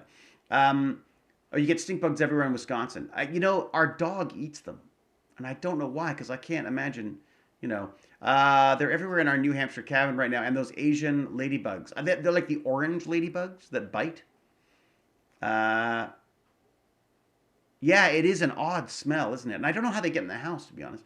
What was the best moment of Stargate Atlantis? Oh, Bob. I don't know how to answer that. There were so many freaking great moments. I mean, honestly, the one that stands out probably the most was being walked through the Atlantis set for the first time. Brad Wright sort of took me on a little tour when I first showed up, and everyone else was filming on location because they'd started without me, frankly. I was sort of a late addition to the cast, and Brad took me around the set, and they were still just putting on the final touches. But just walking through this massive set and seeing how excited Brad was about it, and like just being in this like temple of science fiction, basically. I was like, I remember thinking like, this is it. This is I'm the Doctor. I mean, I wasn't Doctor Who, but I'm a sci-fi doctor. That's what I've always dreamed of being. Basically, I was like, it was it. So, anyways, I mean, I just remember that. I remember that as being a particularly sort of like wonderful moment. And I mean, there were a million of them on set. I absolutely freaking adored my cast. I adored the crew. The writers were all just like brilliant and curmudgeon-y and just yeah, it was a wonderful experience. I got to say, it was just an amazing experience. I mean, look, things drove me nuts, there's always office politics as there is with any job, even in film and television. But yeah, it was just wonderful. Um, wow. Freddie the Fish says, I know you're a skilled actor. Well, thank you. But if they brought you back to SGU and offered you a full role, do you think your character would fit into the dark, gritty stories? I thought they did a really good job with it, actually, because I did one episode, and I was a little concerned about how I was gonna. You don't want to come in and look like a freaking clown compared to everyone else because you're of a different, series, basically. I mean, Stargate Atlantis definitely had more of a maybe sense of humor is the wrong word. I mean, it was a little lighter. It was lighter than SGU, so I think it would have been it could have been a really horrible crossover for McKay. But I felt like it did. I felt like they did a really good job. I got to sort of almost go back to my SG1 McKay to some extent. So when McKay first showed up, I mean he was a pretty horrible character. So there's definitely stuff to draw on for that. So no, I'd love it. I mean, that and the fact that that set was gorgeous. In fact, I've been working on a bit. So I got this. I wonder if I can drag it in and show it to you. Well, let me see if I can. Hang on a second. Let me see if I can do this for you. I've been working on this. I got this chair. So I have this chair, control room chair from one of the shuttles from SGU that they were throwing a bunch of stuff out. We saved as much as we could, used a bit of it in this film I made, which was a disaster. But a big part of the problem actually I had with that film was that the set designers were so their ego couldn't handle the idea that I already had some of the set built for them. So I would come back in, I'd go away, do meetings, come back, and they would have removed portions of the set so that they could redesign it themselves. And I just don't think they did a good job of it. But I saved these parts because the film industry is terrible about throwing stuff away, absolutely terrible, like shameful. So they and then at the end of the film, literally got back like a day after filming, and they had basically shredded everything. So I saved a couple of things. One of them is a light sconce that I don't know if you can see back there. I'll turn it on for you. So let me see. I don't know if you can sort of see this or not, but one of them is these. These are here. Come on, in you go. In you go, plug. Be good. Let me turn it on. There you go. Okay, so this, I don't know if you see that or not. Oh, there you go. You see a bit of it. Let me put that over there. Let me get that up there for you. So, let's get that in focus. That's the wrong thing in focus. That's the wrong thing in focus. Can I rotate? I can't quite rotate around enough to get a focus on it. There you go. Wait a sec. There you go. So that is one of the sort of the lighting pieces from. That's one of the lighting pieces from SGU, and then I have this chair, this amazing chair, which I don't know if I can be able to fit it in here. But basically, let's see if I can bring it in here. Drag it in here. So I've been working on trying to get it to work. It's not light. It is not light at all. I don't know if it's going to fit. Hang on, see if I can get it in here. Nope, not going to fit. I'll have to do some. We have to do some moving of things. Anyways, I might be able to do it from there. Let me see if I can show you. Can you see what's going on? You can't really. All right, let me just do this. All right, so I've got this chair. I'm going to zoom in on it. Here we go. Let's do this. Can we? Come on, zooming, zooming, zooming. Let's go. Why aren't you doing that? Oh, God, I need a new camera. I really do. This is driving me crazy. Okay. Oh. Uh-oh. Hang on. Hang on. Please return to your regularly scheduled programming. Please return to your regularly scheduled programming. I'm going back to this. Let me just focus in on this. Is that it? Can you see it? Okay. See if you can see this. All right. So that is, if I move that, you should be able to see. So that is a chair from SGU, from one of the shuttles, I believe. Okay, and so I've just been looking at the electronics of it because it has some electronics in it, which I shall share with you now. So there's a system back here. I don't know if you can hear okay. Let me give you some light. So there's a system back here which is kind of cool, of sort of bits and pieces that light up. So I pulled it apart. I had to take the chair off and everything to find the cables, and I found out how to power it up, which is kind of fun. Let me just get the parts for you here. So I think if I do this and then I plug this in, you'll see I get. There you go. Did I do it? Did I do it? Did I do it? Did I do it? Oh, nope. And obviously it doesn't work. Is that not the right one? Shoot, did I get the wrong one? may have plugged the wrong one in. Hang on a sec. Let me get the other one. So I go here and then get. You see why I get distracted? Where's the other one? Did I put that one in there? Is that the one? Is that the one? Does that fit? Man, I spent a long time working this out. It looks like I've got them all messed up again. So it wasn't that. Wasn't that. Was it this one? Could this be the one? Nope. Could it be? That's plugged in though, right? That be plugged in? Yeah, got power on that.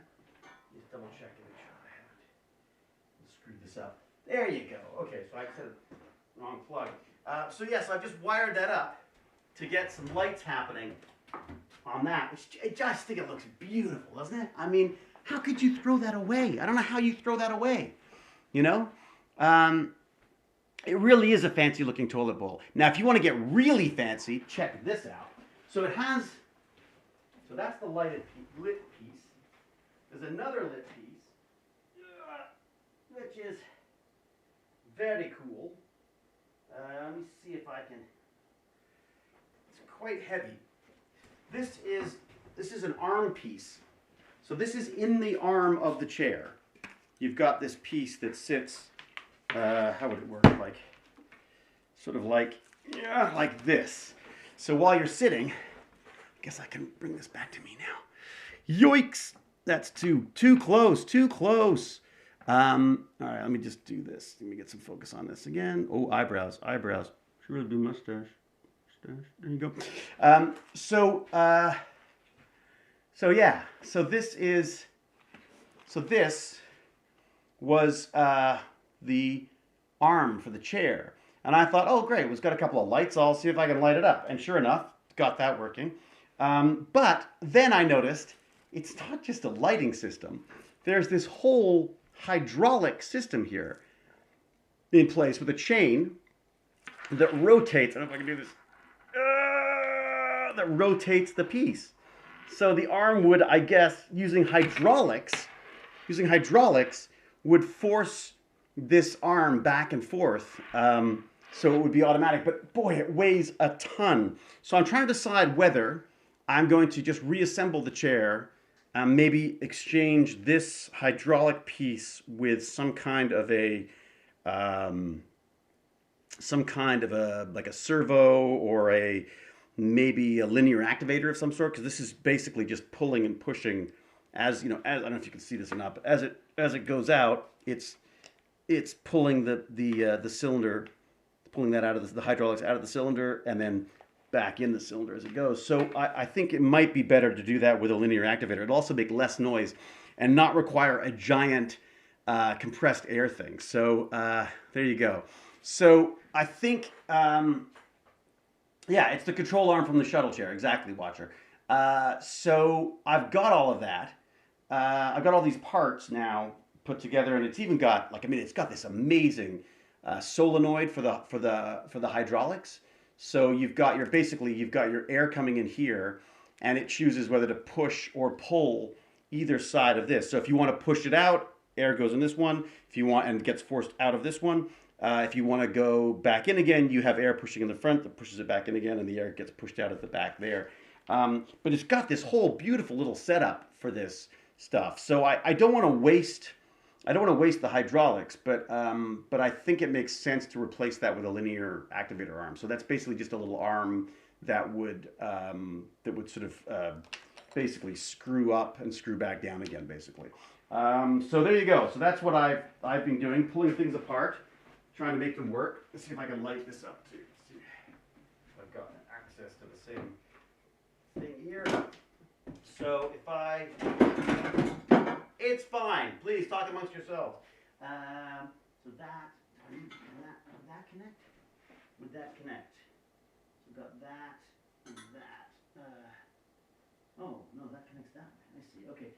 Well, yeah. No, I can't plug this one in just yet by the Lucas of it. Or maybe I can. Is that gonna do it? Nope, it's not gonna do it. Okay. No, I have. It's another plug for this, I'm afraid.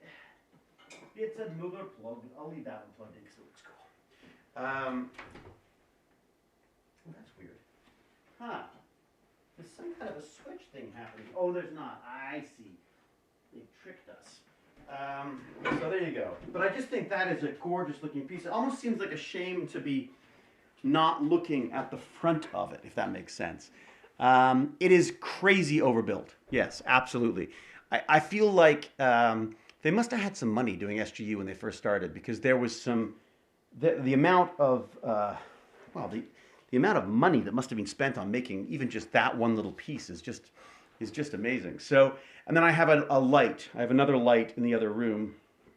If you could see that or not, let me see if I can give you insight into that. If I go to this, and then there's that light. What about this one here? Is that going to work? The Biolab Cam. Come on, Biolab Cam, are you there? Nope. How about this one?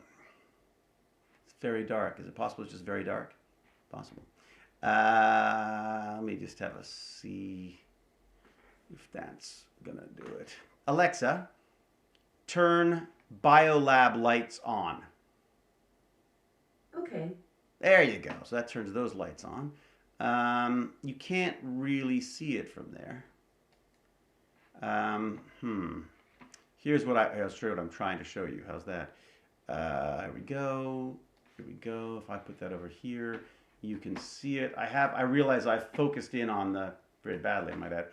I've tried to focus in on my other room, but of course you don't really.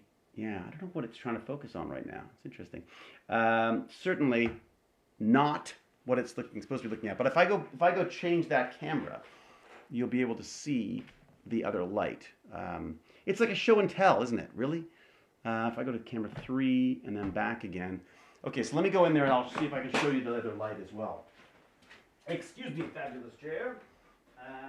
Okay, so here I am. I'm in here. There's some lights on. Look at that. Oh, yeah, so I'm quite low on that. So right here is another light from Stargate Universe. Again, that they were going to get rid of. Where to put it? So up here, and I just changed the light bulbs for. I changed the bulbs that came with it, which were these horrible halogen lights that just like smell the burning. The light unit is now is all LEDs. If I plug it in, I mean it's basically just like an operating room light. Here you go. With that as well. So what I like about it is you can sort of adjust where it can go, where it can look, and shine. It's on this massive base. This massive base that just weighs a ton. So there you go. So you have that. Let me see if I can put this back in a place where it belongs.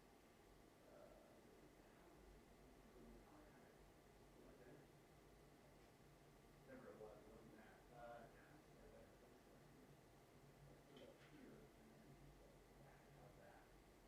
I don't know. I'll have to go see the other room. So there you go.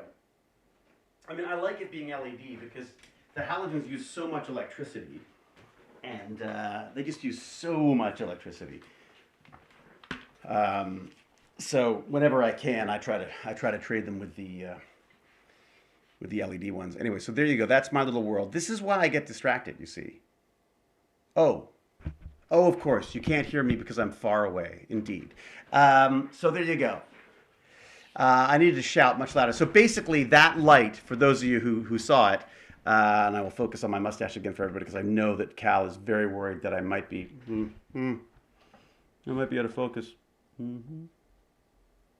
we go. How's that? Yes, for those of you who didn't see that or hear that, so the light in the other room is another Stargate Universe light. Yeah, I know. I do need a wireless mic. It's so true. It's something I want to invest in, but I gotta save. So that is a light from SGU. I exchanged the halogen lights for LED lights, so it doesn't use up as much electricity. Because Jane worries. I mean, I got so many things running down here already. I can't imagine Jane's going to be very happy about it if I start, adding more halogen, like what is it, 4 or 6 halogen lights to the mix. Excuse me. So there you go. That's what I saved. That's what I saved. Man sits in dark room and shows people his toilet. This is going to be a hard sell. Yeah, it's true, Dizzle. As a series, I'm not sure. David has the beauty soft focus on him. Yeah, it's much better that way. Trust me. But come on, doesn't that chair look so cool? And then here, use this to get that wireless mic. Thank you, Fallout Space. It's very kind of you. It would be a great SGU toilet, though. I would hate to have to clean it, though. Oh, Jay Cripps, thank you. That's very kind of you. Look. I'll tell you what. I'm gonna put in my David I Hewlett at gmail.com. That is my email address, my forward-facing internet email address, which I'm terrible about answering. But oh, and Cal's already beat me to it. Damn you, Cal! Gesundheit. Yes, indeed. It's my my non-COVID sneezing. So thank you. Yeah, if you want to get in touch about that kind of stuff, that'd be amazing. I should also say, look, a huge thank you to a fellow named Jonathan, who is buying us a giant Shapeoko CNC router, which I'm still kind of overwhelmed at the generosity, but he seemed quite keen for me to be able to use that. And I'd said how, I want to get this thing and I want to put it in the garage and I want, kids to be able to use it with their parents or their peers or with me or when they want to in a kind of a makerspace like way. And I would put the 3D printers out there as well. I've got to build the 3D printer. Oh my God. So this is the problem. I start playing with Stargate Universe chairs and what happens? I end up with a freaking... I don't do my 3D print build. Oh my God. Okay, I'll have to start working on this afternoon. And also, I went to build it the other day, and the next thing you know, I had all of my comic books organized. I mean, this is the problem with ADHD, is that, and then you beat yourself up because I really want to do it, so I feel like it's almost like I'm putting it off. It's like the bambouche at the end of a meal. I want to just I'm saving it for later. I got to stop that. Didn't you know that how we know things are high tech? They move. Exactly. Time to take down some walls and get the air filter and make your makerspace. Yeah. That air filter is expensive though, Pac Mom. It's like $2,500. I think, I'm hoping that if I have the garage, we could just sort of open it up and get some air going in there. But the other problem with the garage is that it's not insulated. So I'm not sure how much the kids are going to want to be playing in there this year, but next year. I know, poor Prusa. It's just sitting there. I'm doing it tonight. That's it. Okay, what do we got?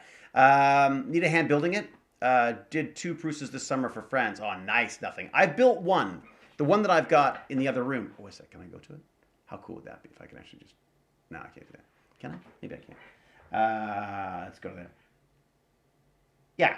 Well, you could sort of... Yeah, you can see it there. So that's my Prusa right there. I built that way back when. That was a Christmas build one year. And then I was very kindly... I was given one thanks to... my friend Shane and the people at Prusa. So I've got a new one, which is a multi-filament one, which I am ashamed to say it's been months and I haven't built it. I've unpacked it, but I haven't built it yet. But yeah, I need more space too, Evolution 219. The Mark III is a much nicer build. Is it? It looks like an easier build. Like it looks, I found the all of the little nuts and bolts on the Prusa. I got very nervous, but I'll tell you, their instructions are freaking awesome. I would recommend, if anyone wants to get a 3D printer, just get a Prusa.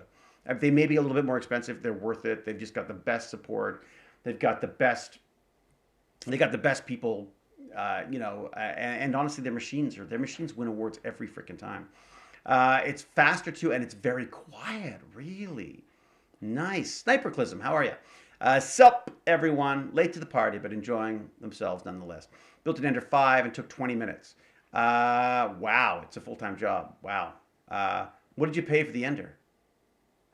My after-school club has a few of them. Oh, nice. What after-school club are you doing? Nothing. David, please, let's talk about leadership. Leadership. I've had my printer for my 3D printer for over a year. Haven't built it yet. What? Evolution? Come on. All right, I'll build mine if you build yours. How's that? What have you got? Which printer do you have? Evolution? Did you say it already? 215 pounds for the Ender.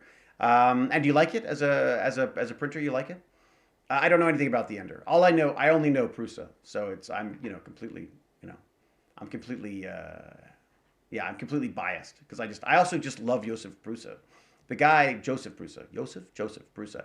Um, just the way he responded to the pandemic, in his part of the world, and just the effort he made, and the anguish that he had in helping people. He was so nervous for his employees. He was so worried about his country, and he just did so freaking much with his little company. I was just blown away. Let me give you that article because it's just what he's done is extraordinary. Um, let's have a look here. Prusa, about us, maybe blog. Is that where we're gonna find it? Let's have a look here. I wonder if we've got this somewhere in here. I don't know. Recap of our measures during the COVID pandemic. There you go. Let me show you that. I'm just blown away about this stuff, about what he's done. Talk about leadership. There you go. Leadership. I think I did not. I started. That's another thing I've started and not finished. I did a little thing on leadership. I think. I was like, how would McKay write? How would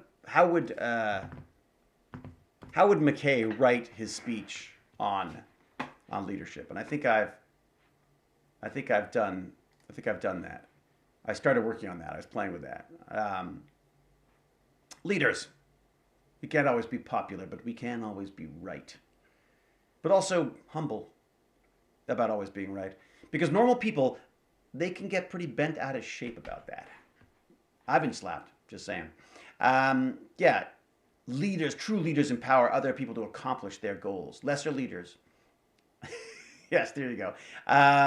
Yeah, there's a bunch of stuff. It doesn't make any sense. I've just got a bunch of little jotted down notes here. But I had some really fun. Great things happen when other people listen. People want to know things. They want to have the answer. So make sure you're there to explain it to them. And don't be put off when they think they already know it.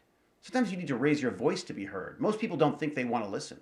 They'll say things like, let me speak, or stop mansplaining, or your voice is annoying. But leaders keep talking louder and closer because eventually, with persistence, the other voices lose their voices. Yeah, I was having some fun with that. There you go. Who got the best Stargate prop after the show? I don't know. What did people take? I don't know what people got. Do you know what people got? Cal says, I couldn't even lead you to a fridge. Oh, I think I could, Cal, depending on what's in that fridge. I bought the Ender to practice with whilst I saved for a good one, a Prusa. Huh, there you go. Are the Prusas that much more expensive? Fallout Space, thank you very much. What? Most were sold at auction. Yes, I've got the TiVo Tarantula Pro because it's 200 pounds and I really didn't want to spend 700 pounds and either screw it up or not use it. What is that? What was that? That was a weird sound, a really weird sound. I don't like the sound of it. Did anyone else hear that? That kind of weird beepy sound? Was it me? Was it something yelling at me? Let me just see what happens if I go to see what's going on. Looks like it's going okay. Media, audio, camera, switcher, palettes, output. I'm on air. It doesn't seem to be having any problems. No, I guess they're fine. So I got some kind of weird beeping thing happen. That is very odd. What have I left on?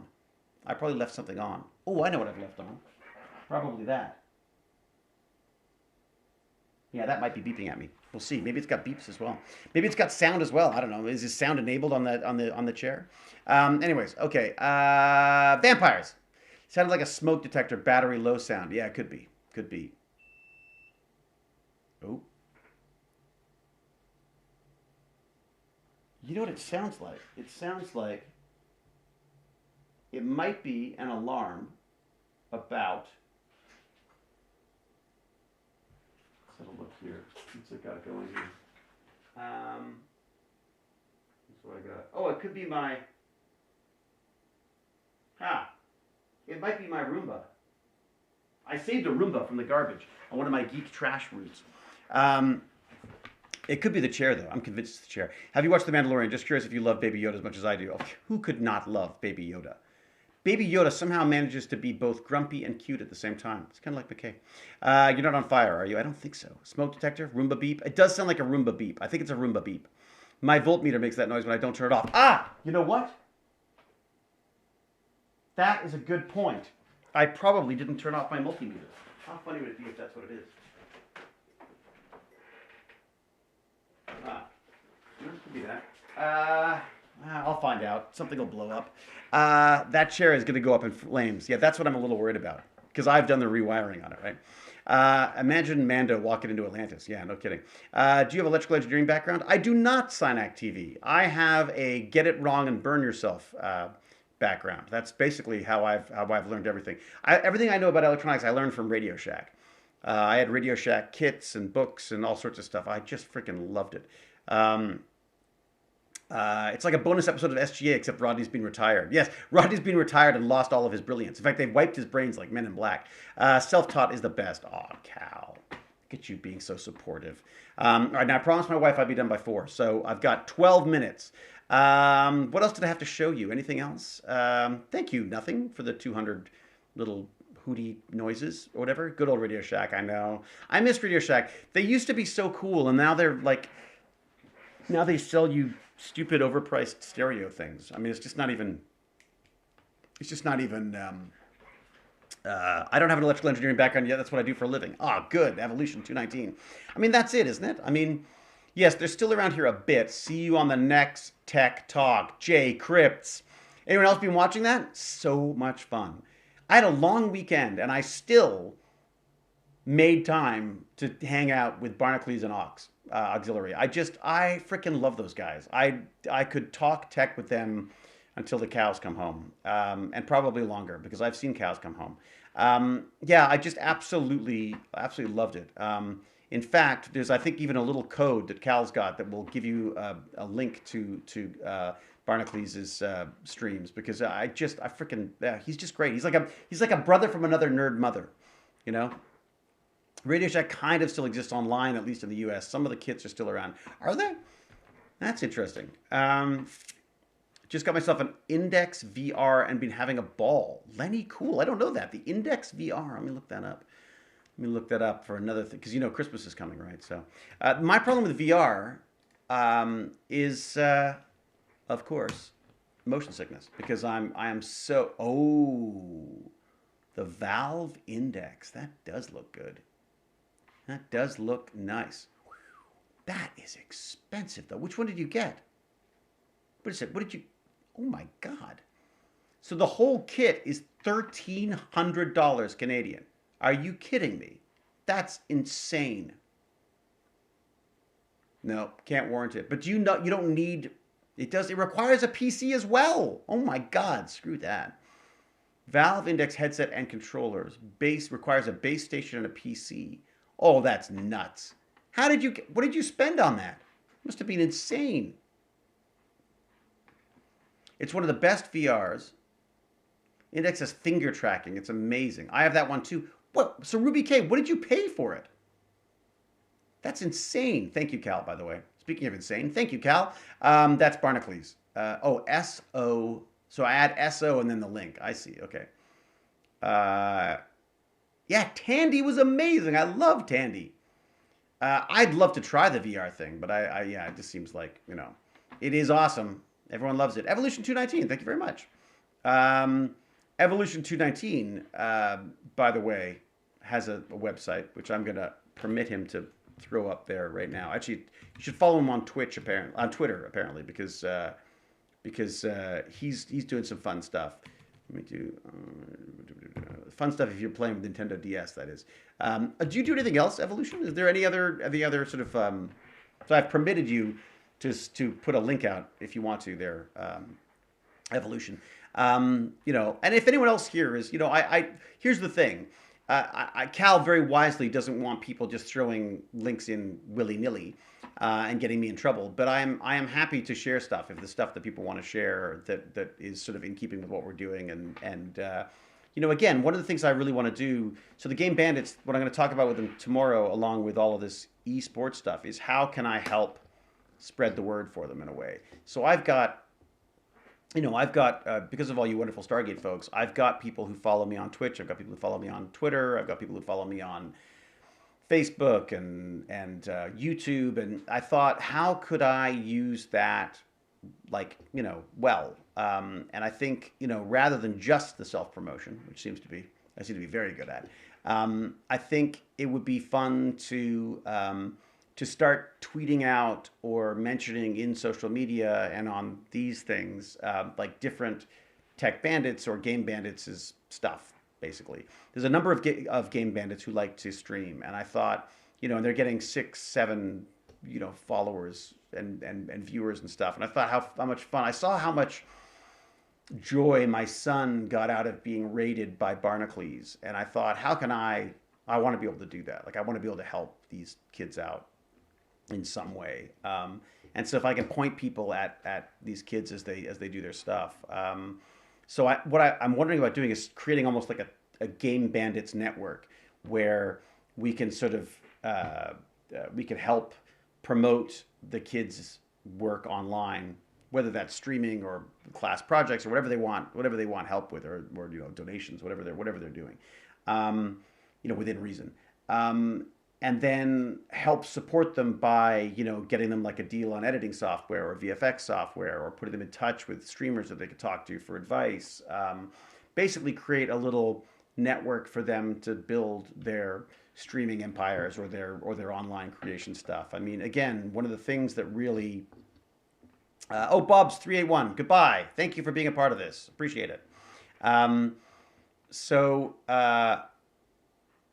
Yeah, that's smart. David Tennant doing a podcast where he interviews other smaller actors. Yeah, that's great.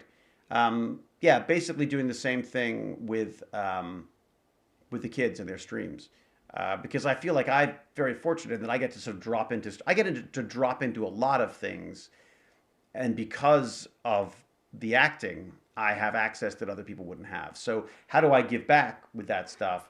And especially, I mean, one of the things that I say to people about getting into acting is that they need to be online. I mean, they have to be doing YouTube, or they have to be doing Twitch streaming or something. They need to be doing something to help separate themselves from the pack. And I also feel like a lot of these skills. Oh, thank you, Sybil. Have fun. Thanks for going. Hello, Cody 23456.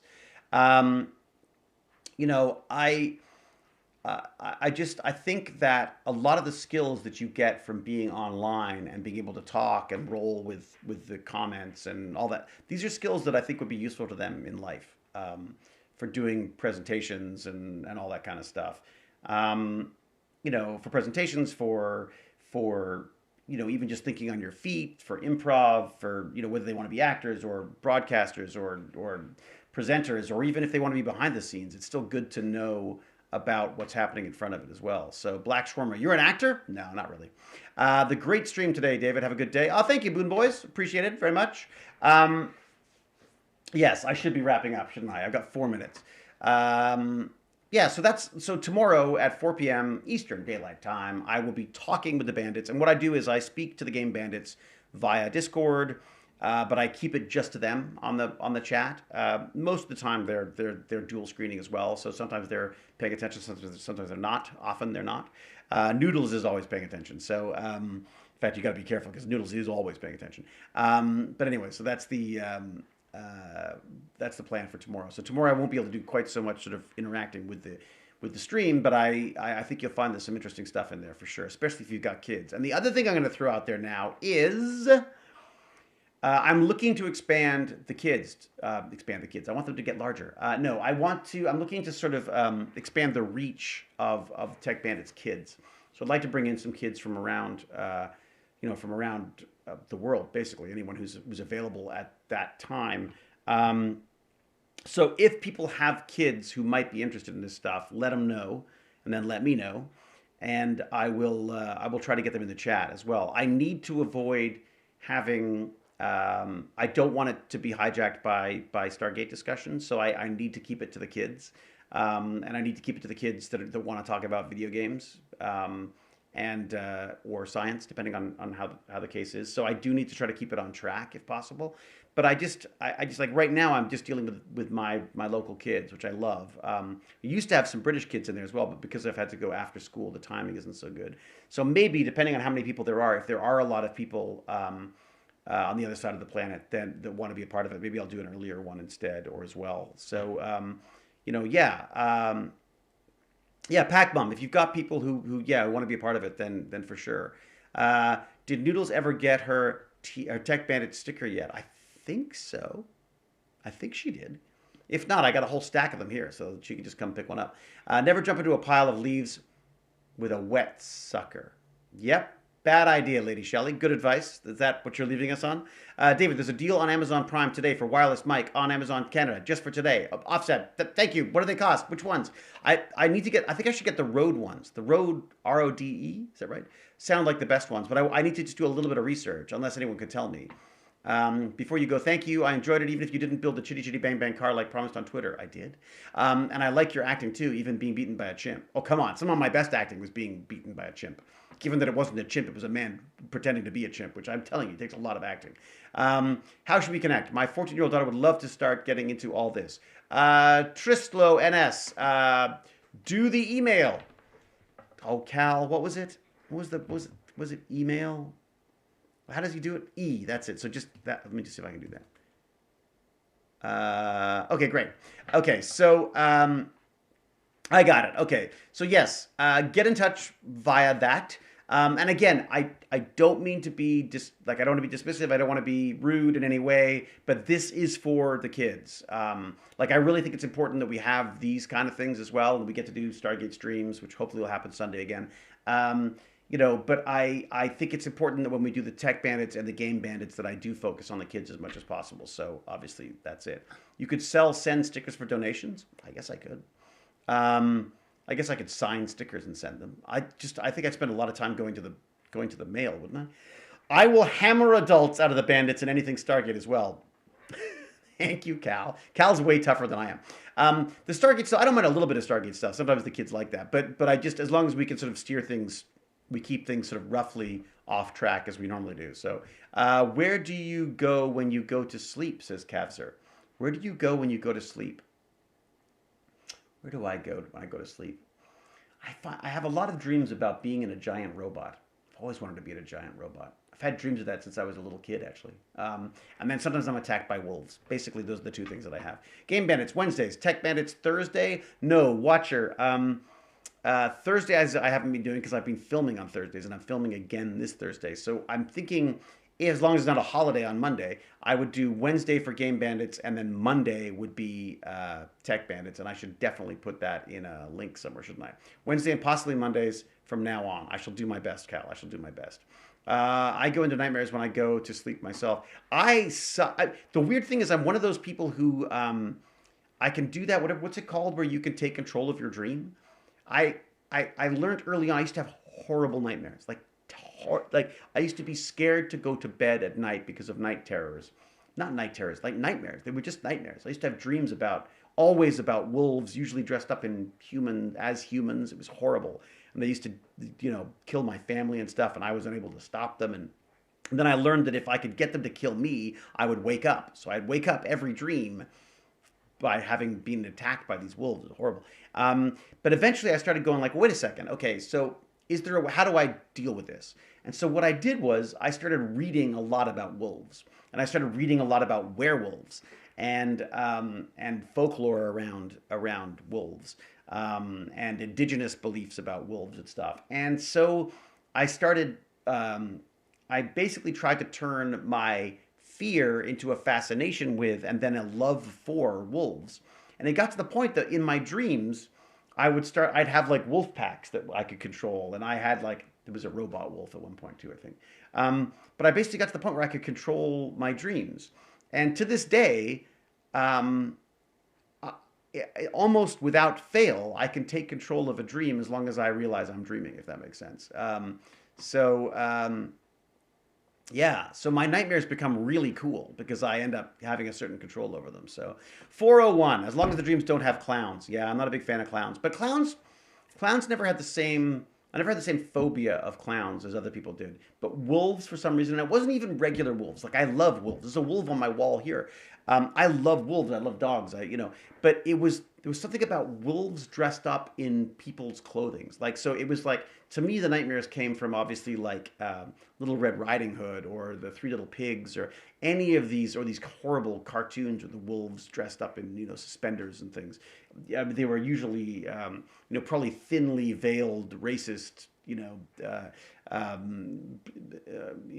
animated stuff. I was reading recently about how there's a lot of sort of hidden undercurrents of political undercurrents in these cartoons that I used to watch. But yeah, the personification, is that right? Personification of is that right? No, personification is not the right word. When you take on the traits of a human, I don't know what that would be called. But werewolf, werewolf.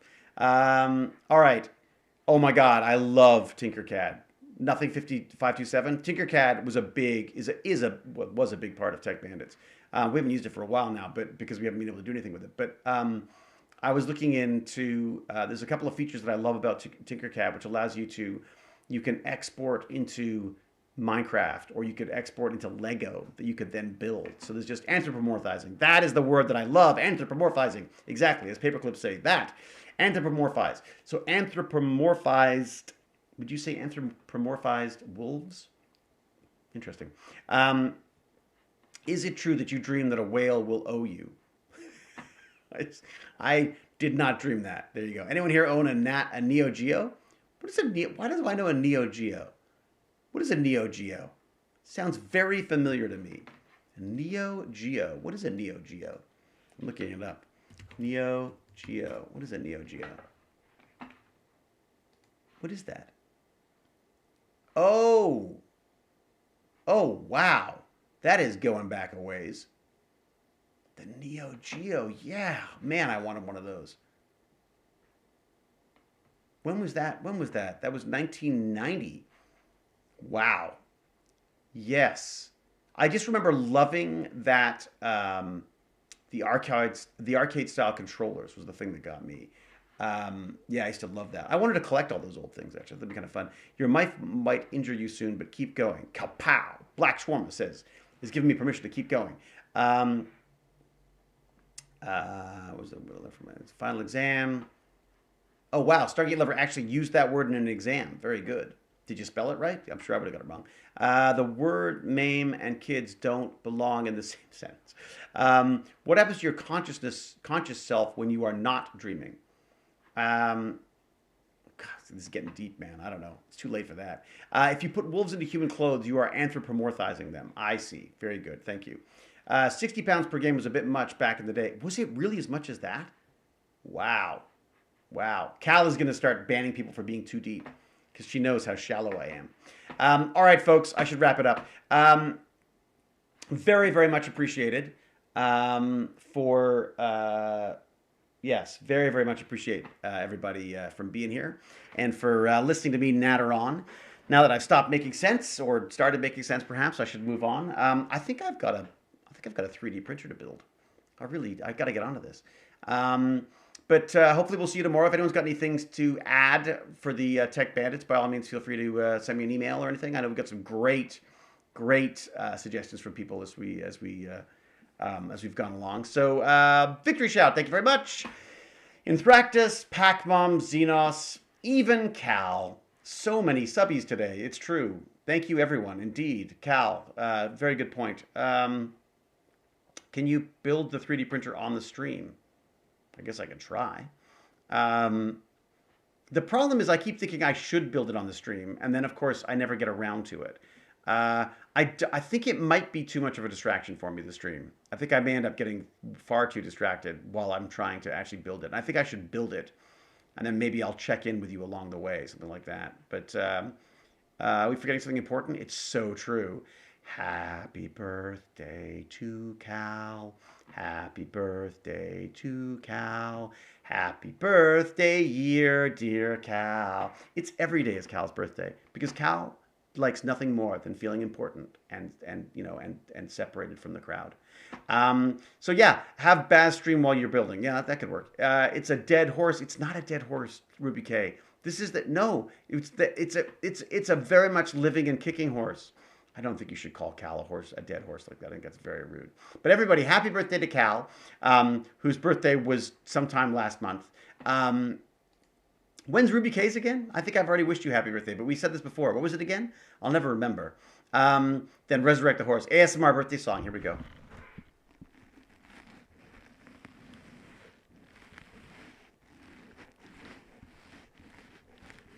That was my mustache singing its rendition of Happy Birthday to Cal.